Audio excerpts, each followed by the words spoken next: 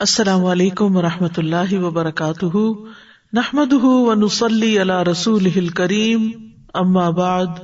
فاعوذ باللہ من الشیطان الرجیم،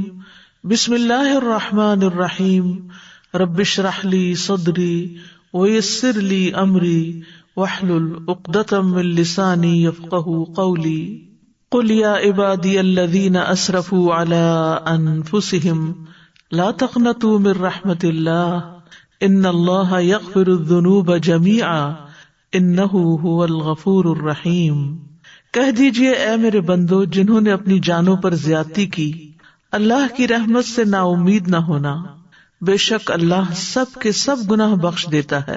بے شک وہی تو بے حد بخشنے والا نہایت رحم فرمانے والا ہے۔ دنیا کی زندگی میں انسان پر مختلف حالات آتے ہیں، مختلف کیفیات اس پر گزرتی ہیں۔ بعض حالات انسان کو توڑ کر رکھ دیتے ہیں، لیکن انسان پھر بھی زندگی کا سفر جاری رکھتا ہے۔ یہ امید ہی کی وجہ سے ہے۔ اللہ نے انسان کے اندر یہ جذبہ فطری طور پر رکھ دیا ہے، جس کی وجہ سے وہ آگے بڑھتا رہتا ہے۔ لیکن کبھی انسان پر ایسے حالات آ جاتے ہیں کہ اس کا حوصلہ ٹوٹ جاتا ہے۔ ایسے میں جو شخص اپنے رب کو پہچانتا ہے وہ کبھی مایوس نہیں ہوتا، اللہ پر بھروسہ کرتے ہوئے وہ پھر سے سرگرم عمل ہو جاتا ہے۔ اسی طرح کبھی وہ شیطان کے ورغلانے اور نفس کی اکساہٹوں کی وجہ سے غفلت میں مبتلا ہو کر اللہ کو ناراض کرنے والے کام کر بیٹھتا ہے، پھر اس کا ضمیر اس کو ملامت کرتا ہے کہ توبہ کر لو، لیکن شیطان اس کو وسوسے ڈالتا ہے کہ تمہارے گناہ کبھی معاف نہ ہوں گے۔ ایسے میں یہ آیت پھر سے انسان کو اللہ کی طرف لے جاتی ہے کہ لا تقنطوا من رحمت اللہ، اللہ کی رحمت سے مایوس نہ ہو، اللہ سبحانہ و تعالیٰ تو سارے گناہ معاف کر دیتا ہے۔ ضرورت اس بات کی ہے کہ ہم اس کی طرف رجوع کریں اور اس کے حضور توبہ کریں۔ تو قل یا عبادی الذین اسرفوا علی انفسہم، قل آپ کہہ دیجئے اے محمد صلی اللہ علیہ وسلم، میرے وہ بندے جو نافرمانیوں میں مبتلا تھے اور انہوں نے اپنے نفسوں کو گناہوں کی طرف دعوت دے کر اپنے ساتھ زیادتی کی،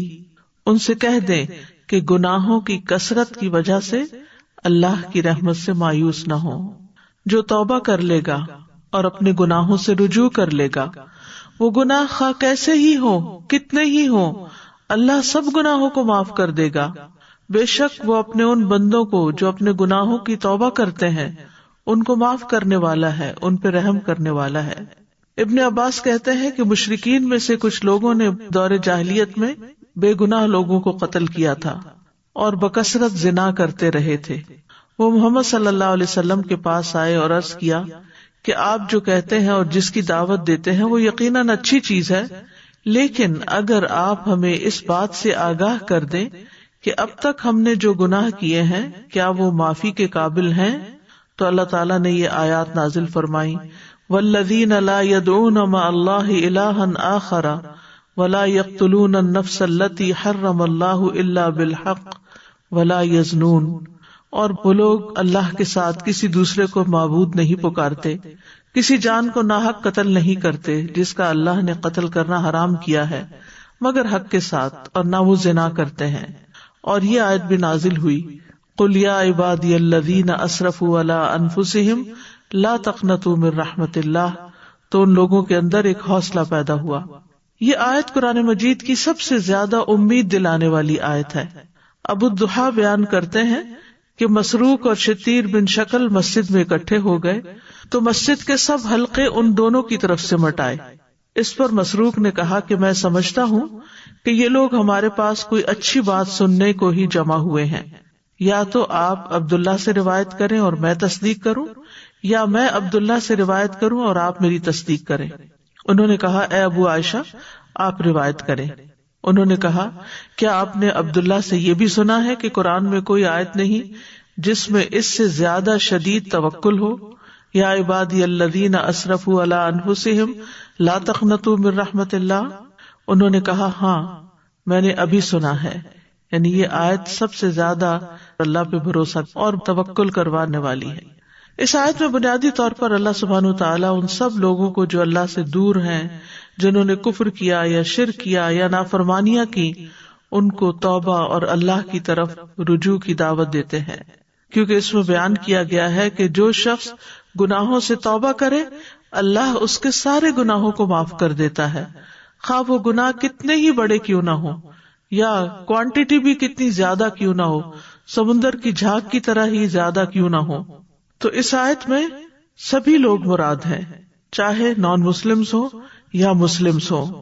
تمام کے تمام لوگوں کو امید دلائی جا رہی ہے۔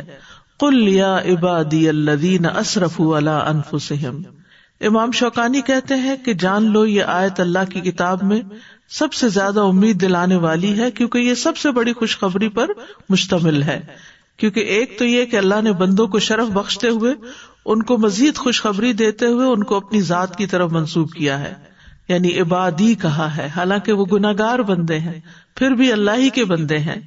پھر ان کا یہ وصف بیان کیا کہ وہ بہت زیادہ گناہ کر چکے ہیں، پھر اس کے بعد اللہ نے انہیں رحمت سے مایوس ہونے سے منع کیا ہے، اور پھر اس کے بعد وہ بات کہی کہ اس میں کوئی شک باقی نہیں رہ جاتا،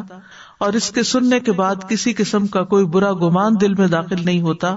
کہ اللہ تعالیٰ نے فرمایا ان اللہ یغفر الذنوب جميعا، کہ اللہ سارے گناہ معاف کر دے گا۔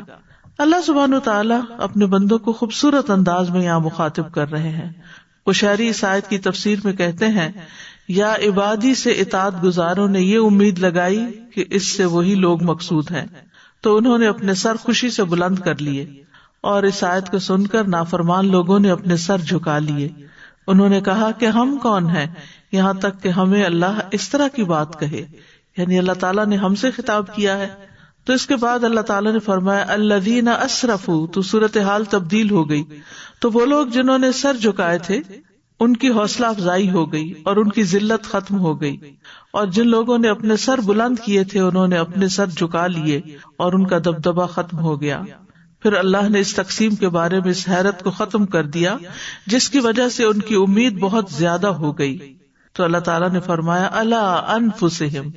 کہ تم نے اپنے آپ پر زیادتی کی ہے، جس کا وبال تمہاری اپنی جان پر ہے، تو تم پلٹ آؤ۔